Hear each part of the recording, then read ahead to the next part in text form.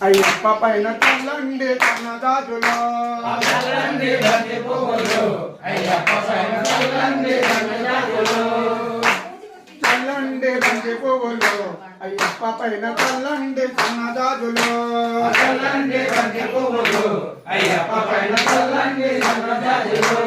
అన్న తల్లి బంతి పూలు పూజ పెట్టిన స్వామి పైన చల్లండి బంతి పూలు ఇంటికొచ్చిన అతిథి పైన చల్లండి